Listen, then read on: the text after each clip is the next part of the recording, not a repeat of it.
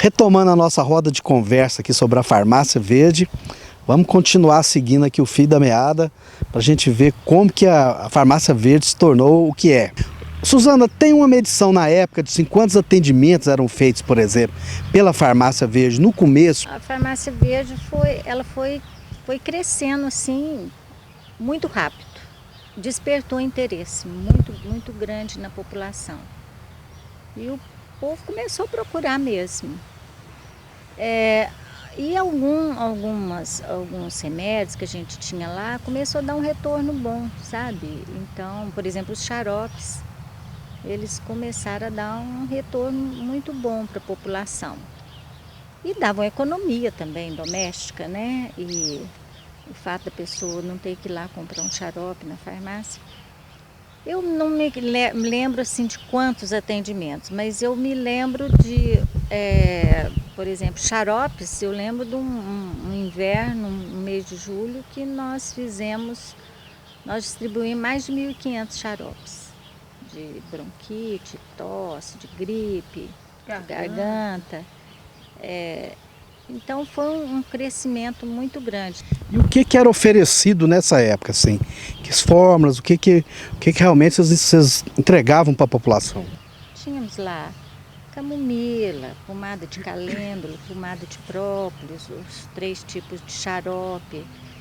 Nós tínhamos a própolis, a solução de própolis, tinha um remédio de sinusite, as tinturas, né, também. Infecção urinária, né? Elzinha, no seu caso, qual que era a sua função dentro da farmácia? Com o que você trabalhava lá? Ajudava desde colher planta, lavar planta, na secagem, colocar para secar, manipulação das tinturas mães, né? Eu lembro que a gente fazia na hora a fórmula, né? Juntar assim no vidrinho mesmo, pessoa por pessoa, ia atendendo. Eu às vezes, quando eu fiquei sozinha, eu fazia de tudo, né? E fazia assim uma entrevista com a pessoa falava os sintomas, né, que ela estava sentindo, e a gente pegava as fórmulas, por exemplo, de rins, de uma coisa calmante, problemas de pele, né? E útero, saía muito problemas de útero, né? E ovário, TPM, essas coisas. Aí eu ajudava em tudo. Rotular, manipular as pomadas, embalar também, sabe? Filtrar, tintura, fazia de tudo, tudo um pouco. E atendia também, né? Fazia todo esse processo de conversar com a pessoa, né? E às vezes até, assim, a gente conseguia só orientar mesmo.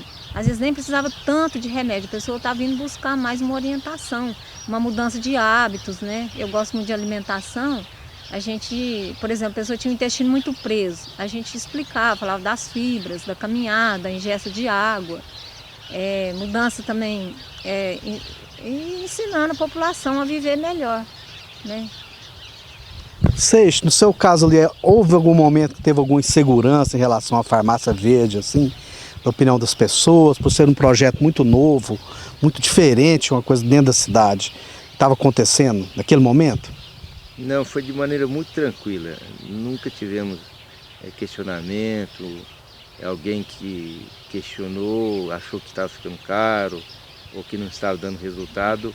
Foi muito tranquilo todo o processo, desde a implantação até a continuidade.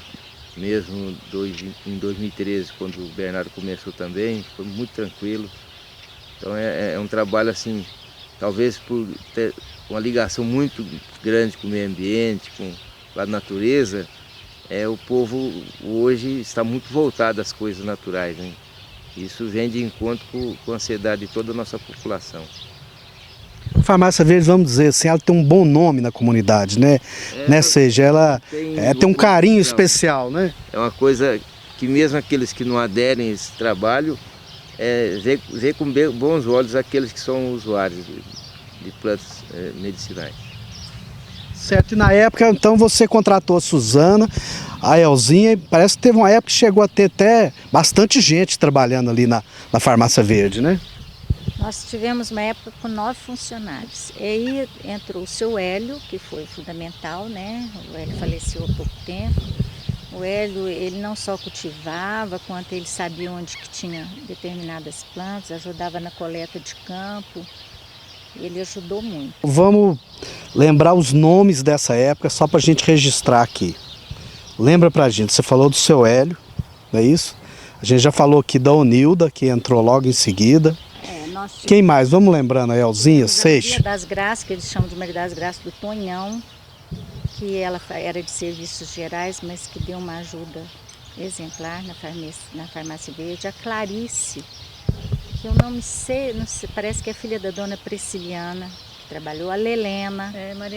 Maria Helena, que era professora e que acabou sendo nossa ajudante. A dona Helena também. A dona Helena, irmã do Mozart, né, que tem aquele restaurante lá perto da Gruvila, né? A dona Helena ajudou muito. E Elzinha, não posso esquecer ninguém, não. Então.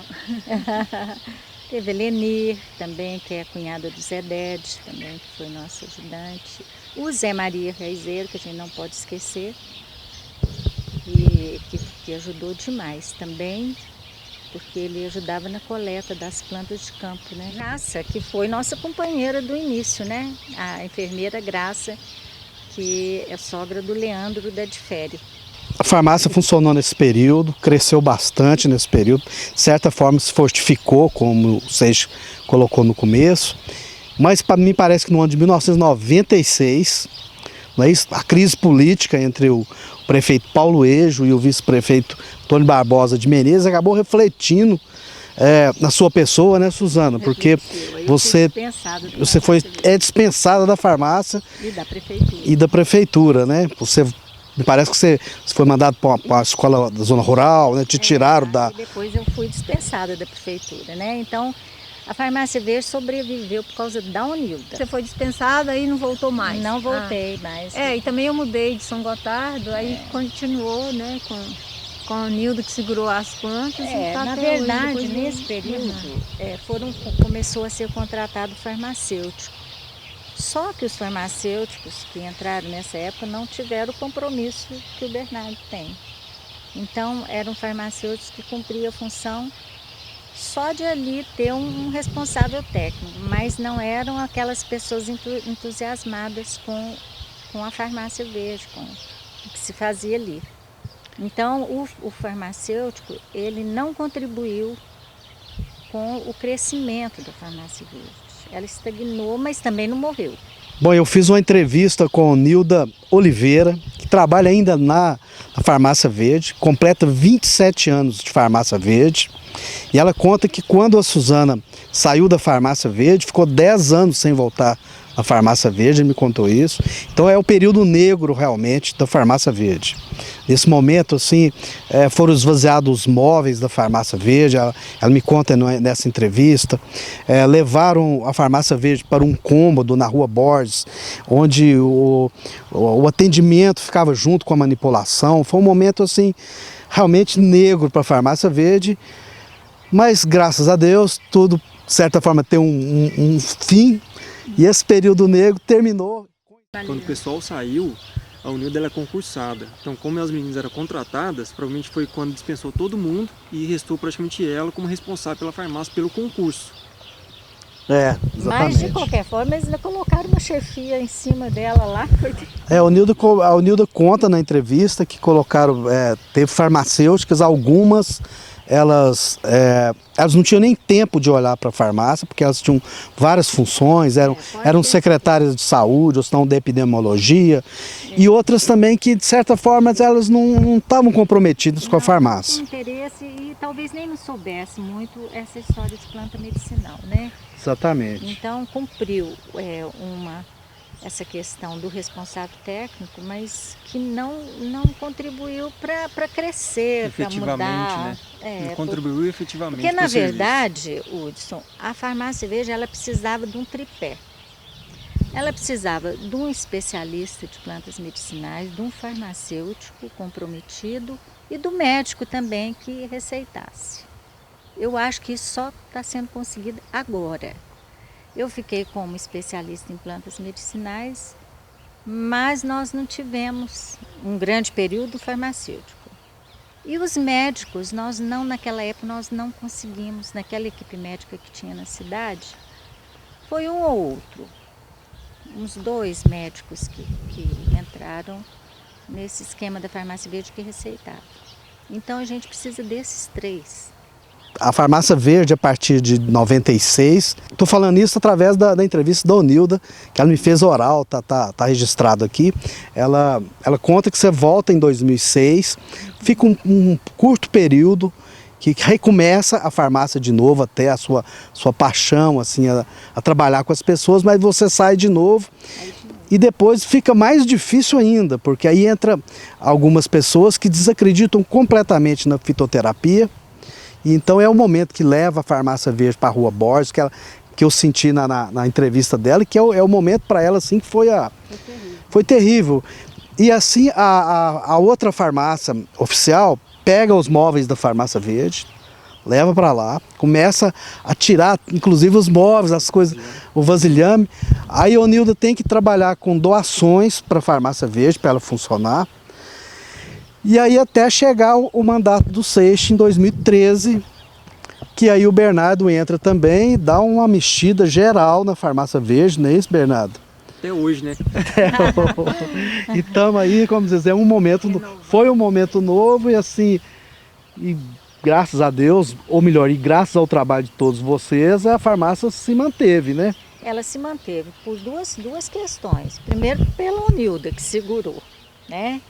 E segundo, pela população que não deixou de procurar a farmácia verde, entendeu? Mesmo a farmácia verde estando naquele período de baixa, o povo se identificou com a farmácia verde e não teve nenhum prefeito, mesmo desacreditando, que desse conta de fechar ela. Não é? Exatamente. Isso aí eu acho que foi uma coisa muito boa. Foi um projeto sedimentado, um projeto que teve uma comunhão com o povo, né? Uma coisa cultural do povo. Então, isso aí é que segurou a farmácia verde para completar 30 anos. Exatamente. Não é? E ela teve também, nós entramos numa correnteza nacional que caminhava para essa implantação também das farmácias verdes no serviço público. Isso. Então foram alguns fatores que seguraram e que nós vamos comemorar os 30 anos, né? Merece uma festa, né, Cid? Exatamente.